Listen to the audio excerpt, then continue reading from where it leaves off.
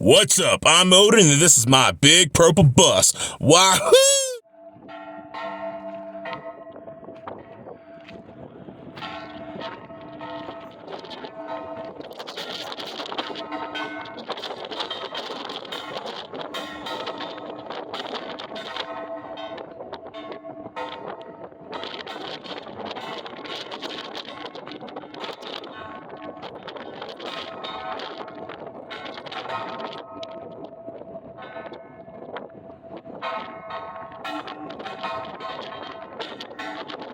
Ooh, it's windy up here.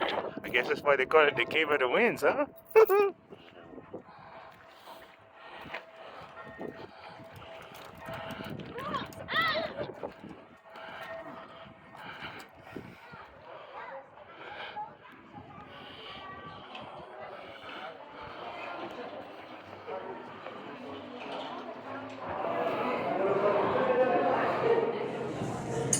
Oh yeah, we're going down the caves. You know I like me a cave.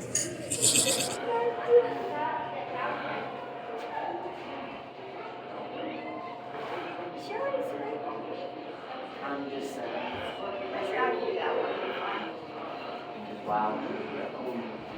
And then you go back down. You're supposed to just pass out and die for the rest of it.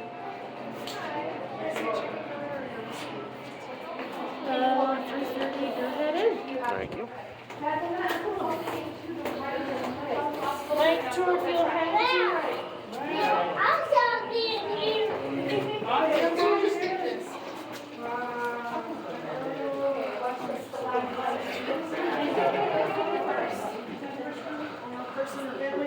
Goes on up. Okay. And then you hang out right here. I'll take you up one at a time. You guys go to the top of the stairs there.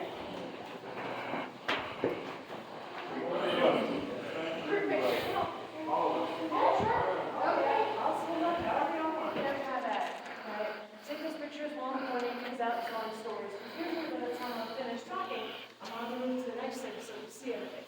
So get those opportunities. All right. Now, as we're looking around this room, I'll tell you how we found the caves. And so if I'm ever standing in your shot, I've never seen it. The kids are probably about these two ages. Right? One was about 8, one was about 11. Pretty close? Pretty close. A little bit. Now, there were 2 young brothers who made a series of really poor decisions. They were up here with a big group having a picnic and got bored and wandered off to explore without telling anyone. Yeah, that'd be that. And they noticed these cliffs outside in Williams Canyon, decided to go climbing and monkeying around on the cliffs with no ropes. That's not the greatest decision either. And then they were climbing around and they noticed 2 giant oval-shaped sinkholes on the side of the mountain. I'll show you those at the end of the tour when we get back out. And they got a little closer and saw that one of those sinkholes had a little tunnel. The tunnel went right into the mountain.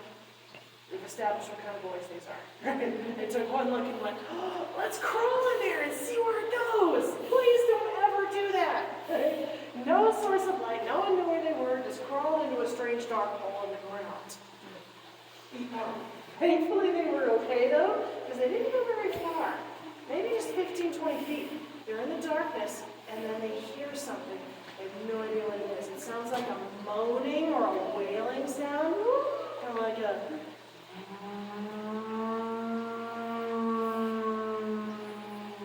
everywhere, really loud, all around them. They thought it was ghosts. So they shrieked and they scrambled out, ran away, told everybody that there was this haunted cave up here. And it wasn't actually a ghost, it was just the wind. When the wind blows through the canyon and skims across those oval-shaped sinkholes, it makes that wilderness. If you've ever blown across a glass bottle, it's the same thing. It's just really loud because it's really holes. Now, most people roll their eyes at a haunted cave story, but there's a man named George Snyder who worked for the Manatee newspaper. He thought at least it'd be a good story. So he came up here chasing haunted cave rumors, found the tunnel, started doing some exploring. Now the boys never made it this far. They chickened out way before they got here, but George was the one who discovered it. He poked his head out right over here. This little gate is the original cave entrance. connects down to the sinkholes, although it takes about an hour of crawling and climbing to get from that sinkhole entrance to here. It was the only way in or out that we found for the first 15 years, though. Not easy, not great for all ages. So eventually in 1895 they got sick of that and they put in the right tunnel that we used for easier access. But that one's the only man-made tunnel in the whole system. Right, we may have cleared rock or rubble out of our way, but that's the only time we drove through something that didn't already exist. And it was so all ages could come in and enjoy it.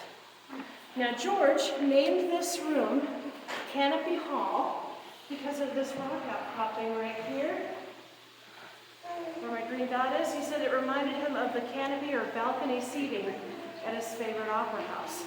It's the largest room we found so far in our cave. We're still exploring, so you never know, we could find a bigger one. But this one's 200 feet long, 60 feet wide, 35 feet high. And it was George who also started the tours.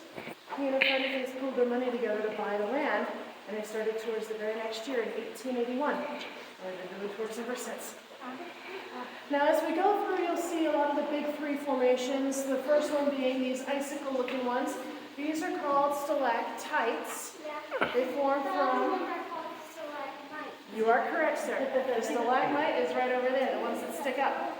Stalactites hold on tight to the ceiling. Stalagmites, you might trip over. They're formed from water seeping in through cracks and crevices, pulling in minerals from the surface. So whenever it rains or we get melting snow, we get dripping, so we get mineral deposits.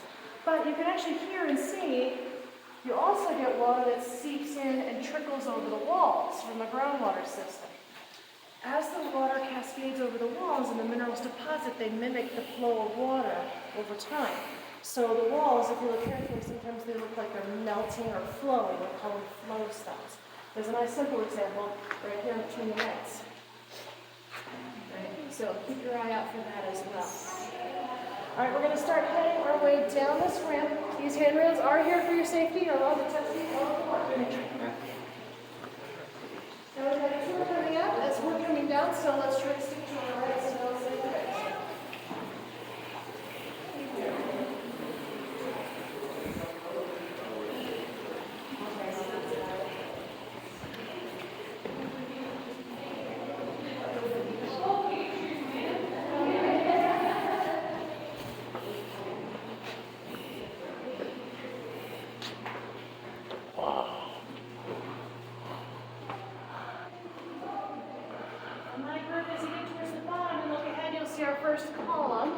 Columns happen when a stalactite and a stalagmite get long enough that they fuse in the middle and form one continuous piece. The thicker they are, the older they are. It's kind of like a tree in that way, because the only one direction they can grow once they're finished growing this way is to grow out. Now before we get any farther, you guys are not stuck in these caves with me. Alright, you can leave at any point if you wish. We just ask that you do not try to find your own way out. It's a bit of a maze down here. Okay, so we have an intercom system all throughout for just such an occasion. So if you want off the tour for any reason, you just tell me. I'll go to the nearest intercom, someone will come in and lead you the fastest way out. Okay, so that is there should anyone need that. We're going to continue down this tunnel behind me. We call it Boston Avenue after the narrow, winding streets of Boston.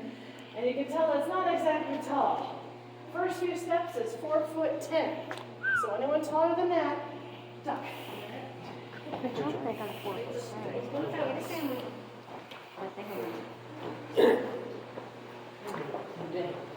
Oh God! Aha, I don't need to duck.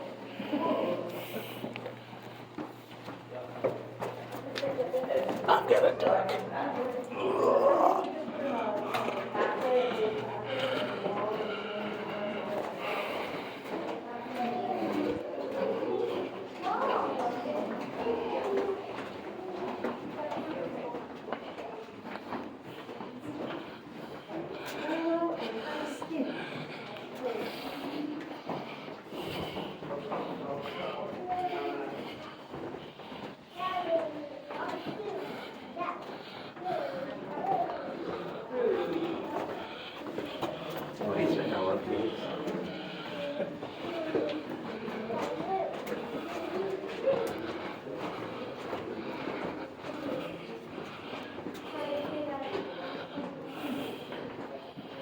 try not to lean or climb on the walls if you can.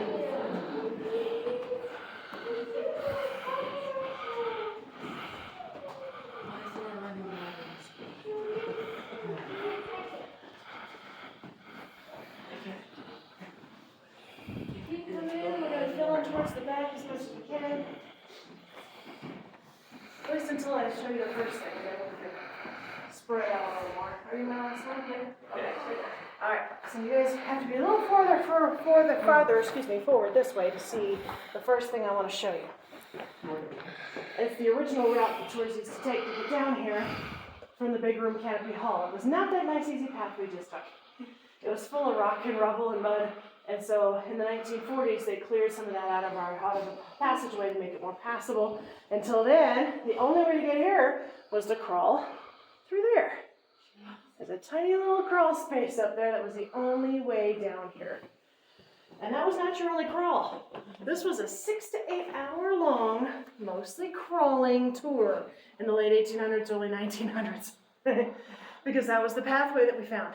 You had to crawl to get from pocket to pocket down here. Okay. Well, we can keep scooting down if you guys want to see. Let's switch so that they can see too. There we go. Okay. Now, over the course of the decades, as we explored more, found other routes, other rooms, alternate ways, things got a little easier to move around in here. But this room was actually, in the back half at least, much smaller to the first tour. That's where the floor was, right there. There was a huge deposit of loose material sitting back in here, just mud and small rocks filled this in. And so in the 1940s, the same time we were kind of clearing rock out of the Boston Avenue, we decided to push some of the mud back into the dead end out of our way so that we could move around a little easier in here. It's called cave pushing. It's a fancy word for digging, just getting the loose material out of the floor so you have more room. All right, until we hit the rock. Now, the original tour weren't so lucky. They crawled this way, and then you see these black marks? Candles. Right? Ooh. Late 1880s, no cell phones, no flashlights. All they would have had was a candle. But the next step for them just go up that very safe-looking rope and wood ladder there. Oh yeah, so safe. A rope and wood though. That's not a good idea with an open flame candle in your hand, right? So they learned the hard way to snuff their candles out first before trying to climb up that in pitch black darkness. You couldn't see an inch in front of your face until someone got to the top and relit. Who's first? Me. I always get a couple of you. Yeah, no, it's not a very safe bet. I wouldn't do it. We found another way around. But I want to show you one more thing in here. These are kind of stalactite called ribbon stalactite, but we have a nickname for them. Here's your hint. It's a breakfast food. Bacon! Yeah, cave bacon is what we like to call them. That happens when you have a slant. You can see how significantly slanted that section is in your cave ceiling. When it's straighter, water minerals just come straight down, gravity works. But when it's slanted, it trickles along the slant for a little bit before it drips, leaving a little tail of minerals behind it as it goes, over and over again, following the same path. So you get those paper-thin, skinny little bacon strips. You'll see those all throughout. All right, I hope you guys like the 4'10" clearance, because the next one's 3'8" at the top of the stairs. Excited. Well done, working.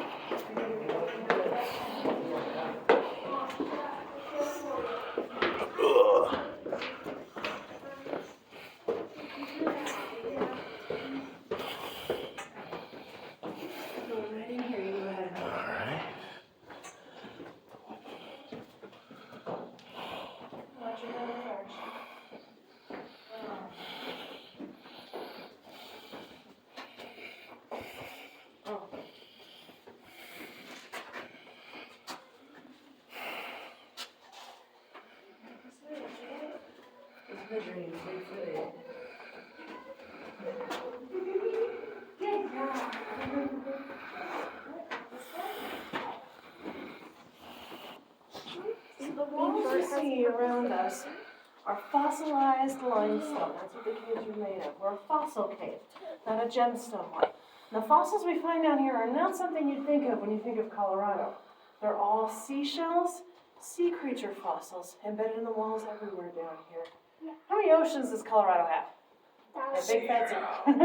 Lakes may have a plenty and rivers, but no oceans, right? But when some of these older layers were started forming about 500 million years ago, that's exactly what was here. Most of Colorado was underwater. The Ordovician Sea covered this area.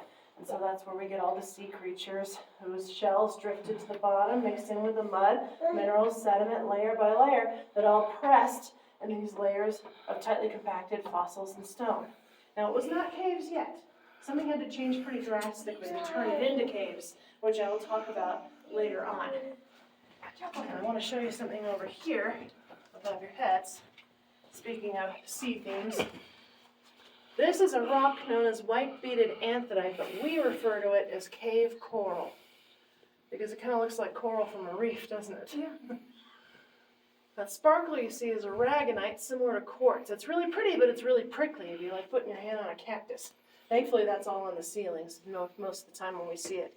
What's interesting about this is as the minerals continue to deposit and it grows longer, it stops looking like coral and it starts looking more like roots, like plant roots, twisting and turning and going every which direction like gravity doesn't exist. And we're actually still studying how it can do that. We have a few theories, but nothing proven just yet. There's going to be more examples of this in the next tunnel as we walk through, so make sure you look around. By the way, I'm fine with flashlights and cell phone lights. My only rule is don't blind me or each other. Other than that, you're fine to have lights on if you'd like. Now, after the coral, we're going to walk a little bit, and then you'll see a metal grate above your head again. Look up there, and you'll see baby stalactites. You can always tell the babies. They don't look like icicles yet. They look like little soda straws. They're skinny, straight, and hollow. That's how they first grow for the first few thousand years, which is actually still little for a Colorado stalactite. Our growth rate is about 1,000 years an inch. Wow. Yeah, it's because Colorado is so dry compared to other parts of the world. The more rain you get, the faster everything grows. And other than this year, which we've had the wettest season we've had in over a decade, but most of the time, pretty dry in Colorado, so it's very slow. Has there been a lot more water flowing in all the water in the entrance and So stuff this much. year? Just Oh, longer yes. in the year or just more this year? Just Or this both? year has been a ton, just this Cool. 1 year. We had a crazy time. We had to actually close off certain sections because the river, it was almost like an underground river going through here. It was equal parts exciting and kind of intimidating because we had to try and keep everyone safe. All right, so make sure you're looking up throughout this hall for this cave coral.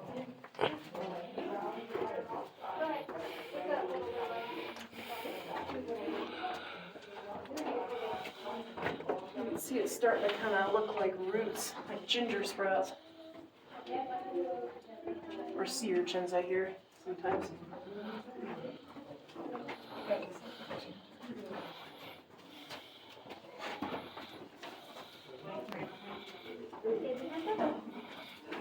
Yeah, that would be great.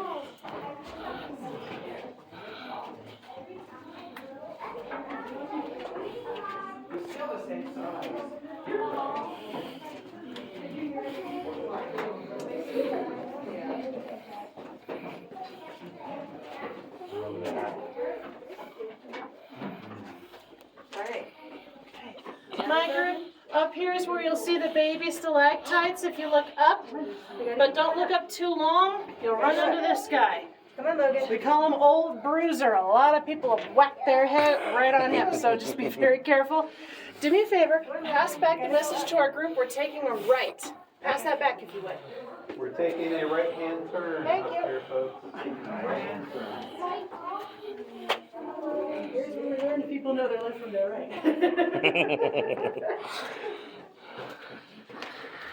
Kind of skinny in here, but at least it's tall. Oh.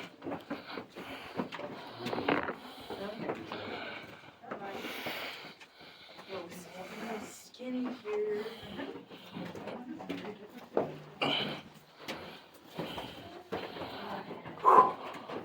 Before we split here, so I'm going to pause, make sure everyone's went the right way there.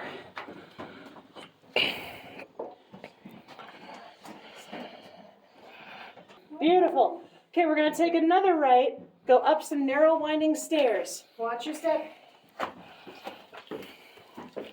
Take your time, I'll be waiting at the top of these.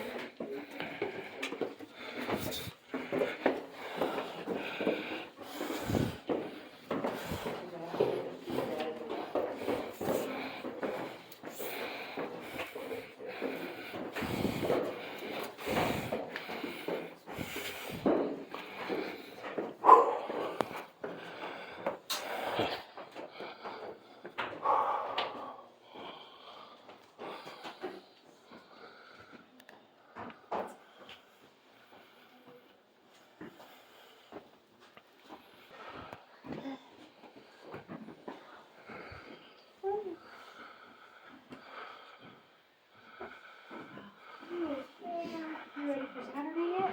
I'm not ready. It's awesome in here. Alright, there's so much to see up here, so as I said, feel free to take a look around, take pictures. We're standing at 7,000 feet above sea level. That's our average elevation up here. The only cave system in North America that's higher than us is our next door neighbor, also in Colorado, Glenwood Caverns.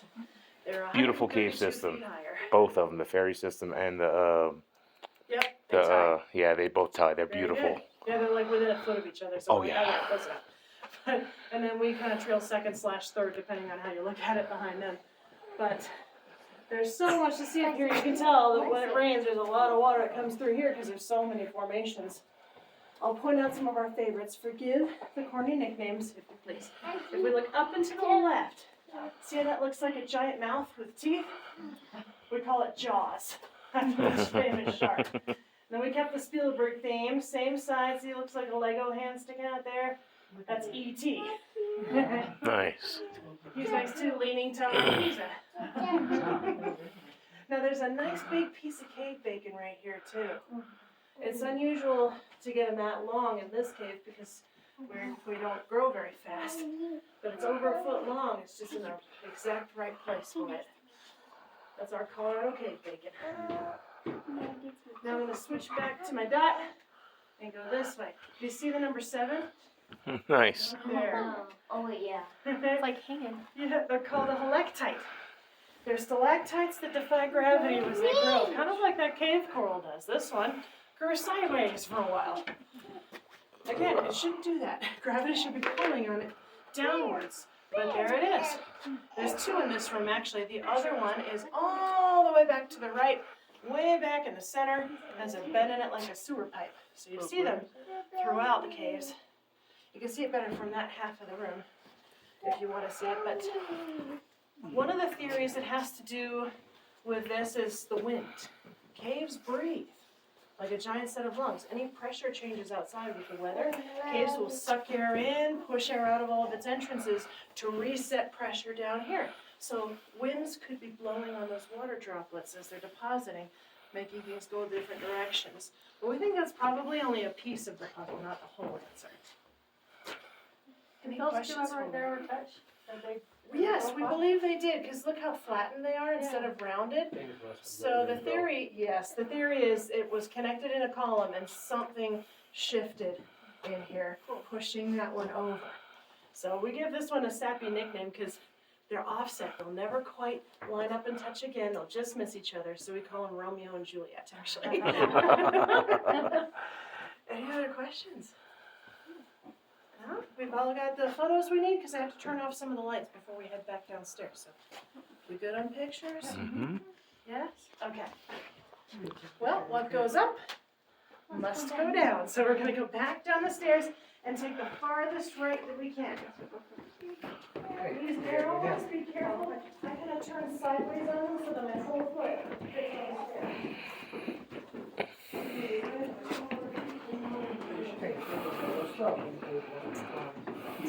on the Pay attention.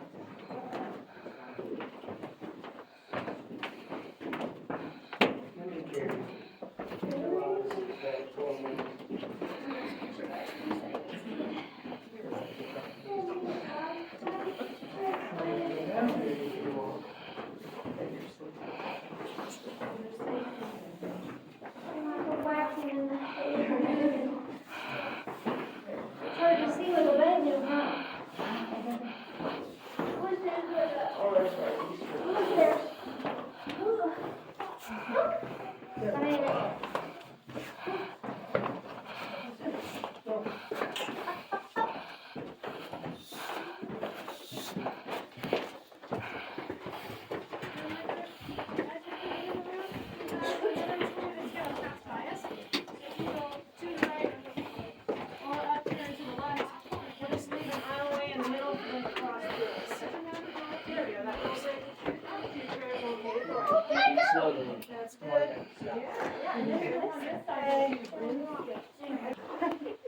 This little pocket of space got to be known over the years as Guide's Rest. Because literally, it was a place for you to rest. It was the halfway point at about 3.5 hours for them, and a space they could stretch and move around a little easier after having to do a crawl. So it was a welcome spot. They actually took advantage of the slope, and they'd sit here, eat a snack, and then continue. Now, as we go into the next room, make sure you look up through this hole in the ceiling as you pass. There's a flow stone through there that's really neat. It has a ton of iron oxide. That's that red mineral that we're so famous for here in Colorado. It's so red we call it the giant's bleeding heart. It even kind of looks like veins. So make sure you check that out. We'll go this way. Go ahead, guys. Wait for the I didn't know that. Go ahead. Go ahead. No, me. Go next. You just like this last one?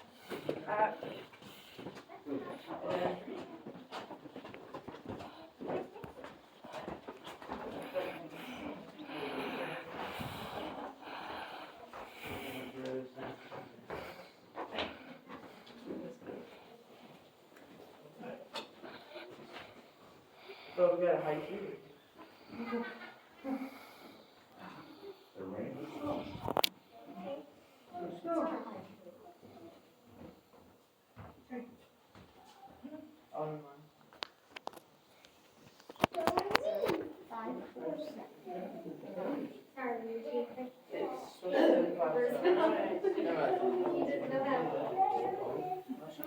Okay, so this we call the Valley of Dreams because of the quote on the wall. Now, obviously, the cave did not magically carve English letters. Right? We put it there.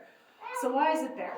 It's there, we put it up in 1935 as a thank you to someone who helped us out with one of our more major excavation processes. It's this tunnel behind me, just a little ways in, was plugged up with big boulders and rock and debris and mud. We couldn't get through it. So the tours would take about 4 hours to get to where we're standing, and then dead end, turn around, 3-4 hours of backtracking, you get back out of the cave.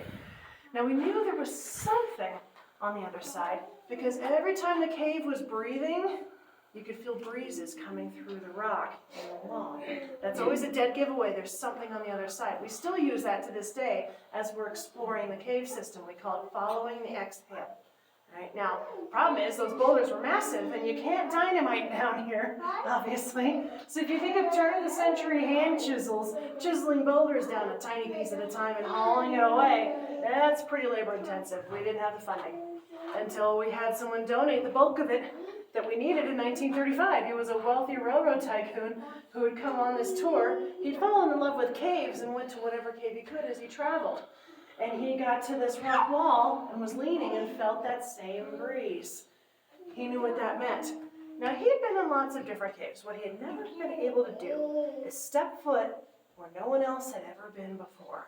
And he loved that idea. Right? So he offered to donate the bulk of the money we needed to dig it out.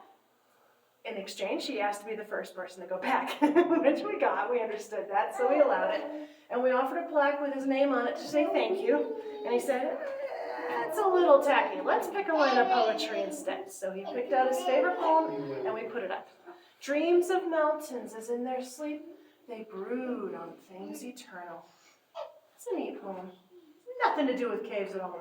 It's not even about Colorado. It's about the Grand Canyon. He loved it. We put it up. That's kind of how that went. Now I want to show you this formation. We call him the squid. Right? Now the shield up here happens when you have a blockage. So water and minerals aren't seeping out naturally the way they want to, and pressure builds behind the blockage, and it forces everything out behind and below it, like when you put your thumb over garden hose.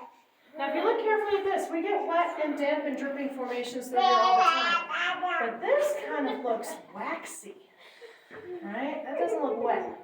It's actually oil. It's hand oils.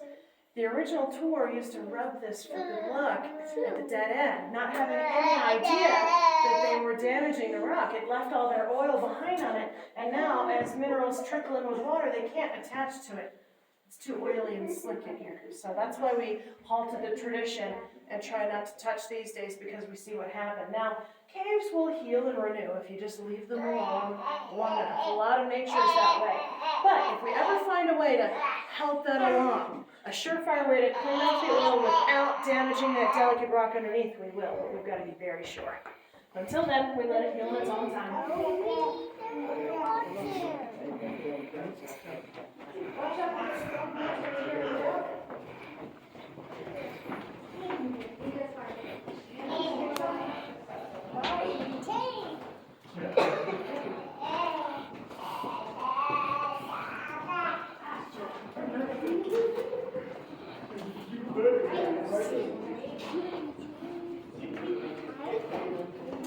No neat area back there. Did we last all the time? Did we stage it? Nope. Sure did. What the heck? Now, as you're coming in, the first thing everyone notices is back there are all the stalagmites. We call it the village because it kind of looks like a castle at the top with a little town surrounding it.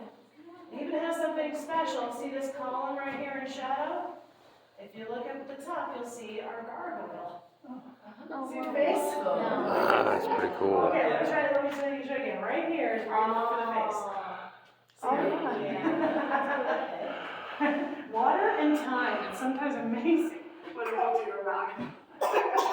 Now, the foreground, we have our longest stalactite, just shy of 8.5 feet. That is actually still active. It's currently damp. So that was our longest. It is just over 100,000 years old. Remember, almost 1,000 years in engineering. Now, as you're looking and taking pictures, I'll finish the story of how our caves formed. So all those years, all those layers of fossils and limestone, the change that turned it into caves was the formation of the Rockies. Right about 70, 75 million years ago, this whole land started to uplift, push and buckle upwards. And as it pushed up, it created cracks and crevices in the walls everywhere, which is good. We call them lifelines. That's how we got caves. It opened up little windows to the outside world to water. It's all about water, always. So water from the sea, because we're still underwater at this point, seeped down, picking up little bits of carbon dioxide from decaying matter. It makes a solution known as carbonic acid, H2CO3. It sounds dangerous because it has a lot of acid in it, right? But it's actually really similar to carbonation in soda, that fizzy stuff that we drink all the time. Now, if you drink tons of soda and you never brush your teeth, what do you end up with in your teeth? Plaque. Cavities, right? Cavities. Holes in your teeth. Same idea here. It's seeped down in here and dissolved and ate away at our high fossil content very slowly, filling in more liquid as it came. Just bigger, bigger, bigger, almost submerged underwater for many, many, many years. But this whole time is slowly uplifting into the Rockies higher and higher, and we finally get pushed above the water table. We're well above the creek line here. Once that happened, this all drained out of all that liquid, and now we can walk around in them. But these lifelines are all still here, right? So now anytime it rains, anytime melting snow happens here or up in the Rockies, now we get water dripping through those same lines that give us our formations. We're going to continue. There's a little tucked away passage back here. It does switch to dirt floors because it's a more recently added room, so watch your step.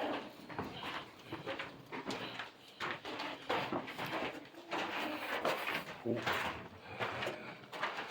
kind of muddy right here, so watch out. And it's also really narrow. Oh.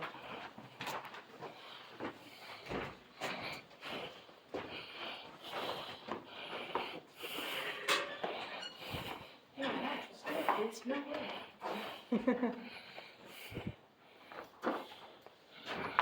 So there's another lifeline above our heads. There's another float stone that goes all the way up. That one really is waterfalling.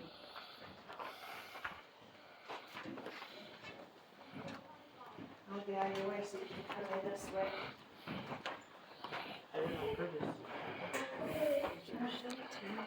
Now, like I mentioned, this last spring, the wettest spring and summer we've had in over a decade, it was 6 inches deep in mud in here. That's the problem with having more of an earthen floor in the caves. It becomes a slick, muddy mess when it rains. We actually had to put boards down for us to walk on because we were sinking to our ankles in the same room. So got interesting in there for a few months. It finally started drying out this last one, so we could walk on it. We called this the Adventure Room, and we didn't figure out this was back here until 100 years after we found the original cave. 1987 is when we finally broke in back here. When we were exploring, we found a tunnel up there that goes that way, back through another area of caves. We were excited to find it. We decided with that one to leave it completely wild, which means no handrails, no floors, no lights. All they have, bucket and a candle, that's it. It's their only source of light. That's where we take you back by candlelight and tell you our haunted history, ghost stories and legends about lanternlight. It's a fun one, but not my focus for this tour. But I am going to turn off the lights now to show you just how dark we're talking. So for this part, I ask that you turn off anything that lights up or glows. You might have to hit your sleep button on cell phones, cover smartwatches. My little flashy hooded dude. Oh yeah, he's a pop there we go. You knew where that was headed. Now I'm gonna leave this on first. I want to show you what those original tours looked like. Ready? This was all they had. Perfect. A candle does not light it very well, as you can see. One whole lumen doesn't really get you very far. Now, the even greater problem is if this candle goes out, because caves breathe, right? So here we go. 3, 2, 1. Total cave darkness is where you could wave your hand in front of your nose and not see it. I think we have a smartwatch going off somewhere. That's okay. All right. Now, in complete darkness, where there's absolutely zero light, your eyes will absolutely never adjust. Not even night vision goggles from the military will work. They magnify ambient light. If there's no light to magnify, they can't work. The only other place that's dark, bottom of the ocean. The longer you're down here, the more your brain plays tricks on you, because your brain, trying to fill in the blanks of what it's not receiving from your retinas, will create things for you to see. You start hallucinating. The longer you're down here, the worse it gets, so we don't want to stay too long. But that's why we have the rule of 3. Always have at least 3 different sources of light with you when you're in a cave, just in case. Now we're going to head this way. Watch out for these little hangers.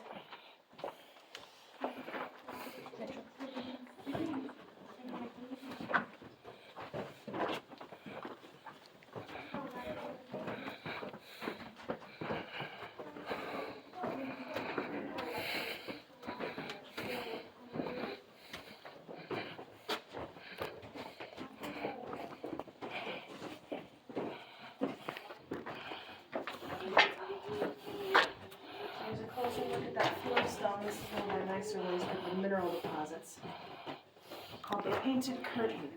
It almost looks like paint dripping down the walls. You got sideways bacon called draperies.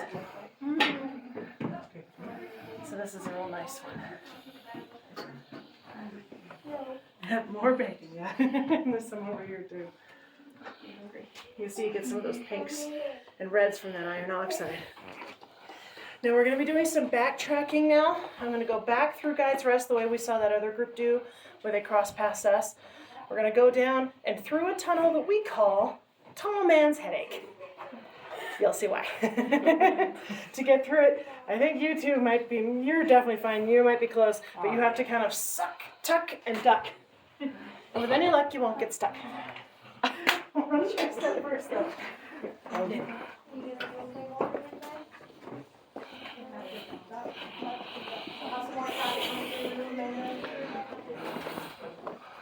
Yeah, no, babe. I'm gonna go right. We'll just let them pass, it's easier. Turn back now. Turn back. You want to do it? I'm already so weak. What year is it? I don't know. Don't tell Gollum what's in your pockets. Wait.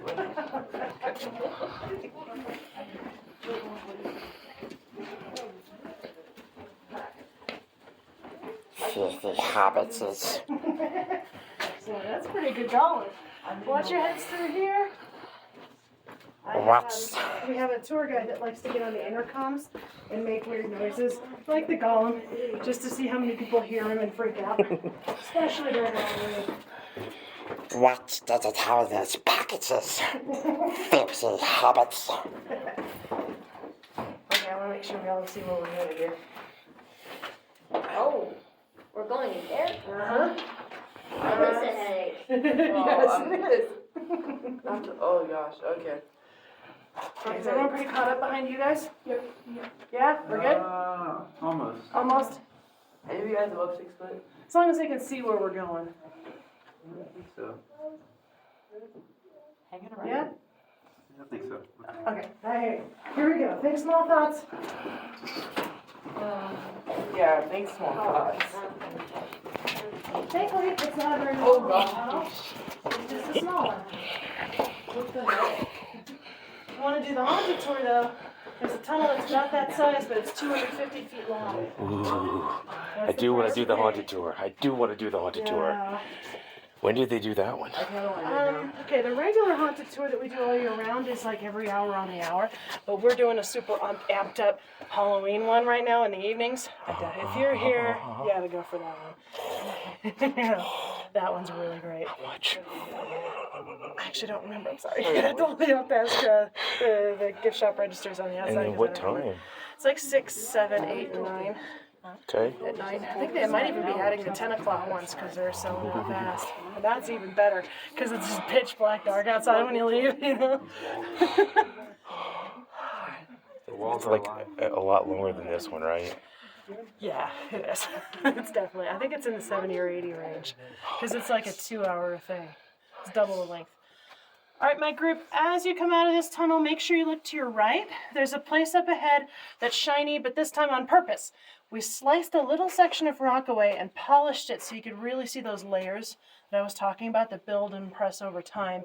We call it banded travertine, but it's kind of like tree rings for us because it really shows what was in those areas in those years.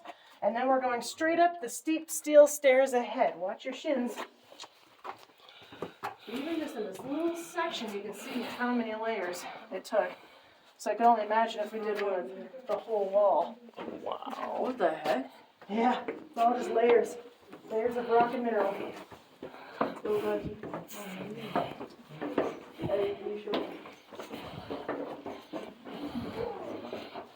Watch out, Dad. There's like some rock.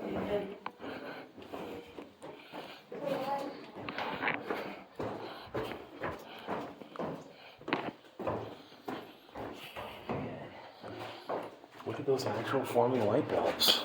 Stalagmites. Stalagmites, yeah. Glowstone? 1907 though. So those were strings of Edison bulbs, some of his first designs actually. And at the time, most of Manitou was still running on gas lights, so it was a pretty big deal to have electric lights in the cave. That's the elusive stalagmites. Those, yep, the elusive stalagmite.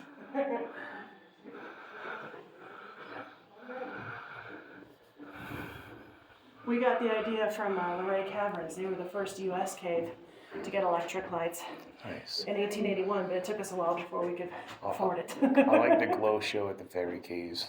Oh, yes. Beautiful. I want to go there so bad. It's amazing. It's like, yeah, so it's amazing. definitely towards the top of my bucket list. That one and the Lost Sea Cave. I want to see the Lost Sea Cave.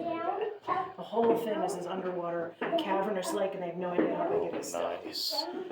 All right, as you walk through this room, it's kind of little, so I don't want to cram us like sardines. But as you walk through it, look up and to your left. You'll see some bigger examples of cave coral, including my favorite, which looks like a potato someone left in a cupboard. It's a great example how it goes every which way. All right, and that's really it in here. And then we'll go straight ahead and watch out for these guys. We call these rocks affectionately Ping and Pong. Watch your hand.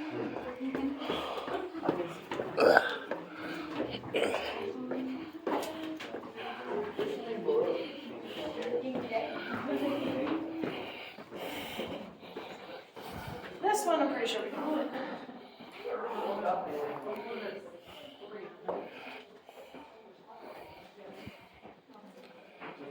You seem to be a cave enthusiast. Have you been to Natural Bridge? Not yet. Caverns? Not That's yet. a really good one too. It's Where's that outside of San located? Antonio. Antonio. San Antonio, yeah. There's some great caves in Texas. I love any kind of cave system. I don't know why I love being down in the caves. I just do. Oh, I didn't realize until I started working here how much I love it. It's just, yeah, so now, any chance I get. Okay. Well, first off, do you guys remember that rope and wood ladder? It led to the back of that cavern. So they would have gotten to the top of the ladder, relit, crawled through here, snuffed their candles out again, and dropped a rope going down. That was their way around. Oh, wow. This was not a tour for the faint of heart. It was in those days that this whole madness started. Again, obviously not naturally forming. It's called Old Maid's Kitchen because two quote-unquote old maids started in 1910.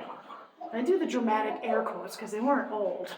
Back then they called you an old maid if you reached the ripe old decrepit age of 18 and had married. Really not fair, but there you are. So they're on the tour, and they actually love it, all the crawling in the mud and the craziness, and they love the beautiful formations they see. They had to do a lot of climbing and effort to get up here, and we're not impressed with this room at all. As you can see, there's really not a lot in here as far as formations. So, kidding around with their tour guide about their disappointment, they asked if they could take their silver hairpins that they were wearing and lay them on the natural ledge that was there, so people could have something pretty to look at. Just being sassy. How many do they have? Oh, so many. I don't even know if we have a count. Because the thing is the tour guide allowed it, and then a year later they came back raving about their amazing, wonderful year, and they both brought their rich new husbands with them, so it started this legend around town that it was lucky. If you came up, tossed something on the ledge and it stuck, here's good luck, maybe a marriage for you if you wanted. But if you fell off, or knocked someone else's off, you got 2 years bad luck instead. A risk. So that's 100 plus years of people tossing it at the wishing wall. But eventually, even with the netting we put up to support, it got so big and heavy, you could see a slide happen kind of in that center. That's somebody with 1,000 years bad luck. That's all that was. Right. So when that happened, we decided to halt the tradition on the original wall to preserve the rest. But we wanted to keep it alive somehow. It's a neat story, so we added the wishing well instead. So people toss hair ties and bobby pins or whatever they want in there. If you get any coins tossed in there, we donate it. You know, if you feel like we keep the good karma going, we give it to the local fire department. They help with cave rescue. So toss if you wish, but don't miss. That's still bad luck. We're superstitious. We're going to go down these, the Hallelujah stairs. They're the very last ones.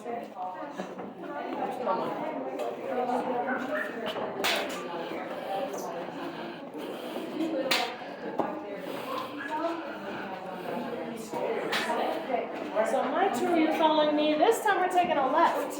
A U-turn to the left.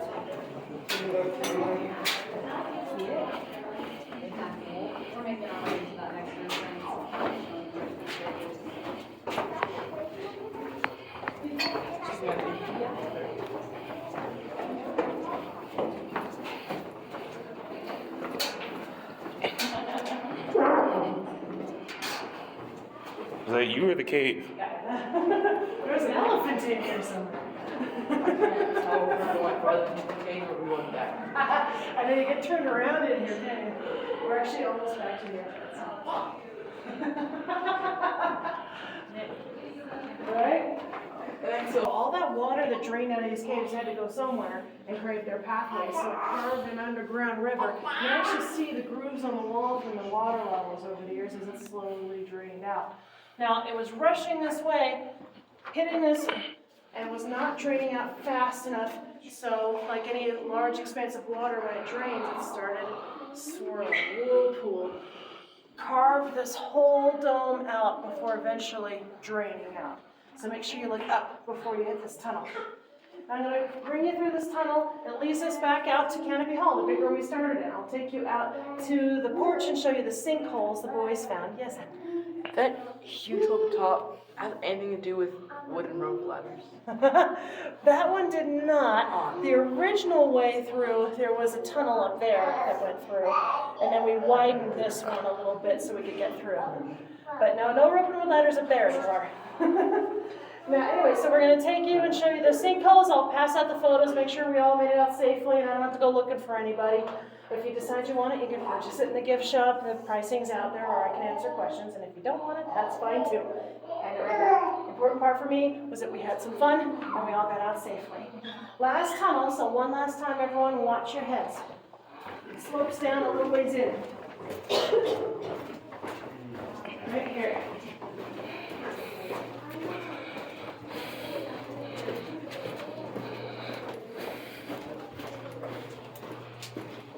Just a minute.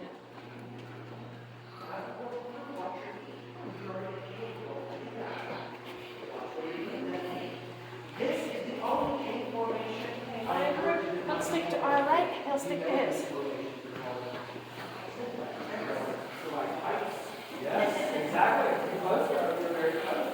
All right, y'all. We are going to stick to our right side. They're going to stick to their right side. And we're going to get the show on the road.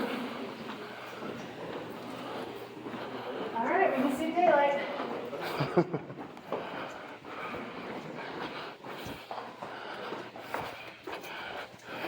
Are you in the area for lunch? Oh, I live not far from here, and I dash out here. Oh, that's cool. Say how do you? And then we have an expedition tour, which is actually crawling. Oh, For the third area. That's more down there, where the original entrance is. wow. Those are the sinkholes? Those are the sinkholes. Thanks for watching. Hope you enjoyed. Follow and subscribe to see what I do next.